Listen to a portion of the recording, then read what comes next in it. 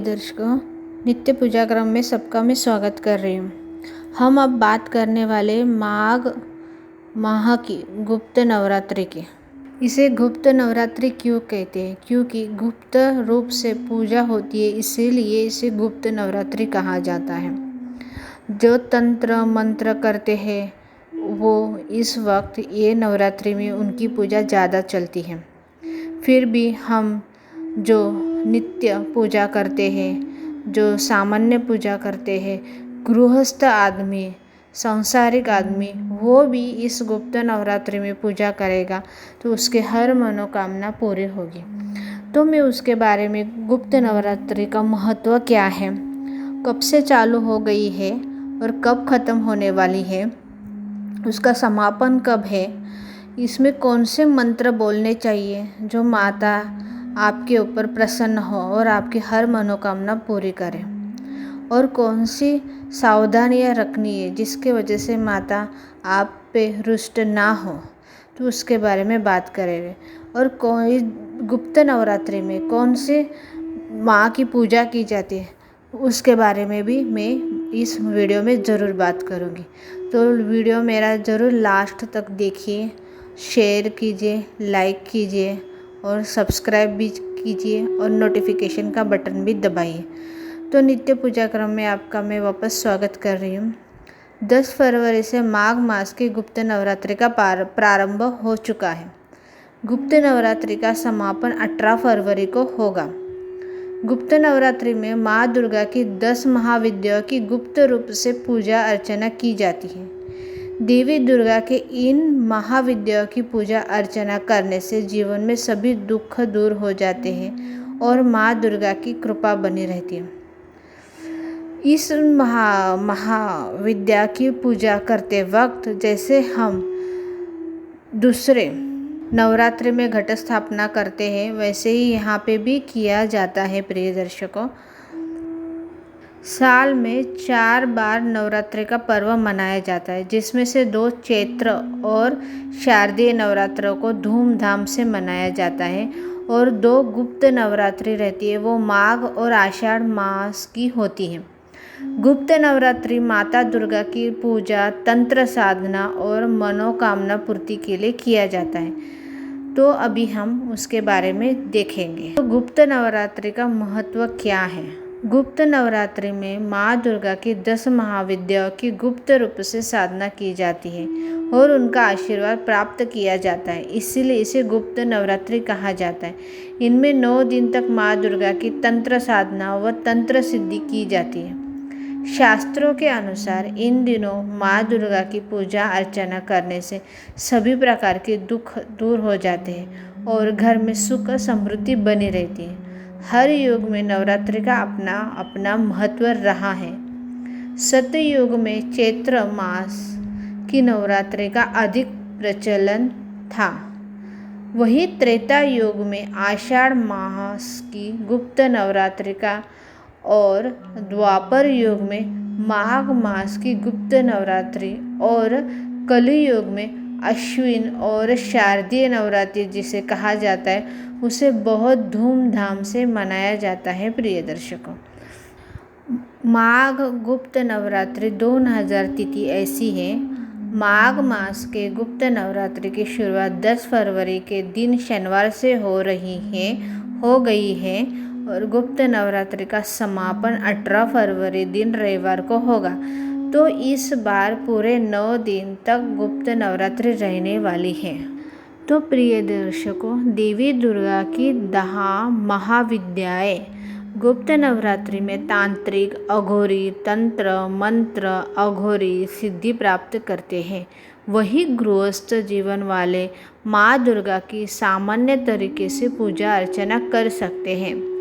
देवी के 10 महाविद्याएं बहुत ही शक्तिशाली और असीम ऊर्जा से भरी है और जिस भक्त पर कृपा कर देती है उनके लिए संसार में कुछ भी असंभव नहीं रहता है।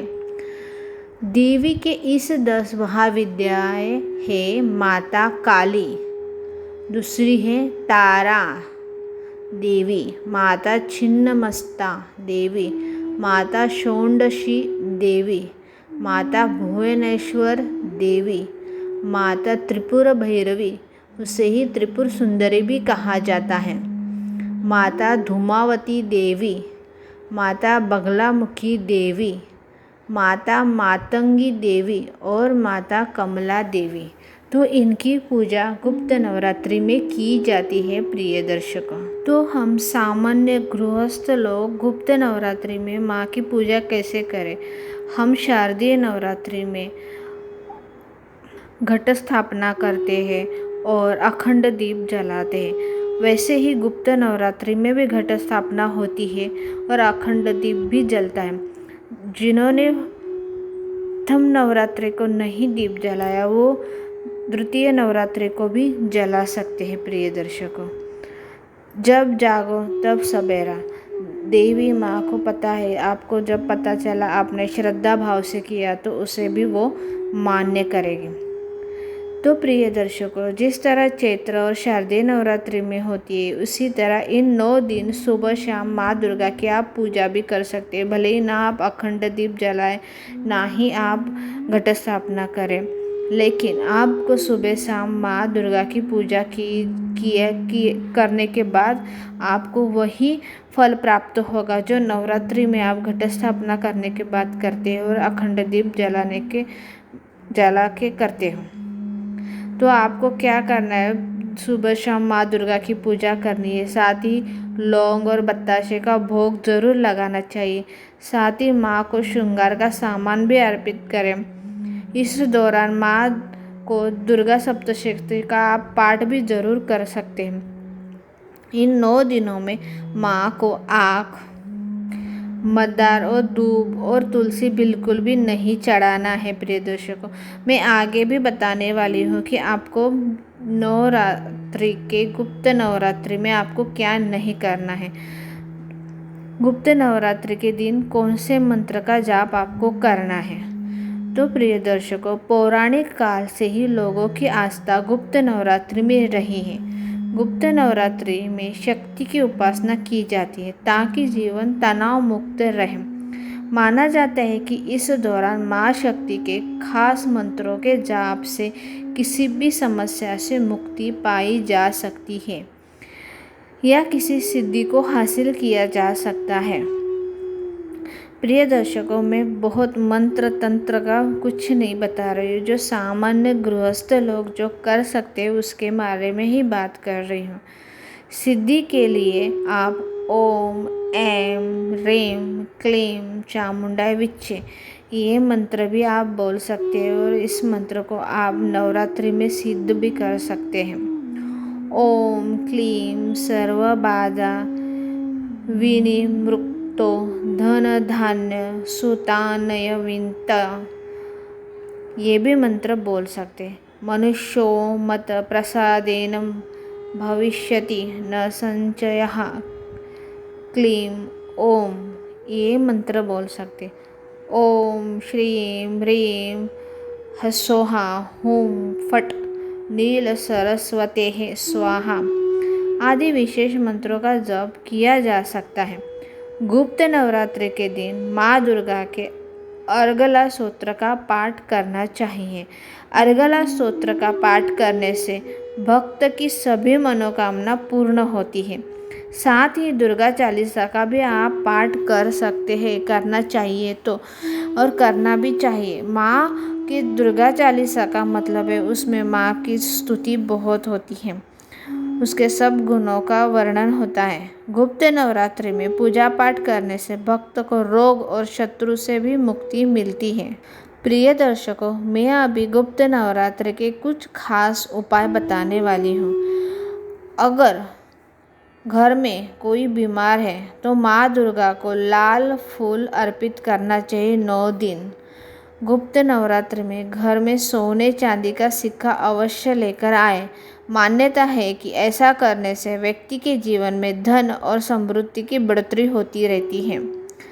जिन लोगों की आर्थिक स्थिति सही नहीं है उन्हें गुप्त नवरात्रि में 9 दिनों तक माँ दुर्गा को गुगल की सुगंधित धूप अर्पित करनी चाहिए।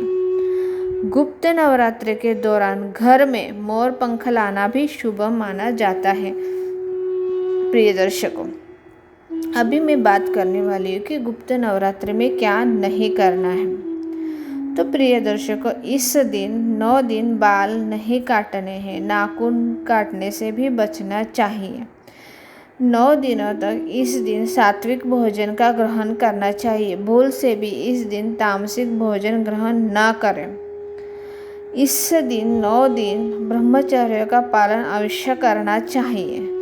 गुप्त नवरात्रि में चमड़े से बने किसी भी चीज़ का इस्तेमाल नहीं करना चाहिए।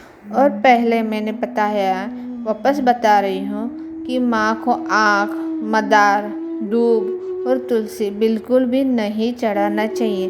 तो प्रिय दर्शकों, ये जो मेरा वीडियो ज़रूर सबके साथ साझा कीजिए और मेरे वीडियो का नोटिफिकेशन ऑन कीजिए। नमस्कार। ओम नमः शिवाय।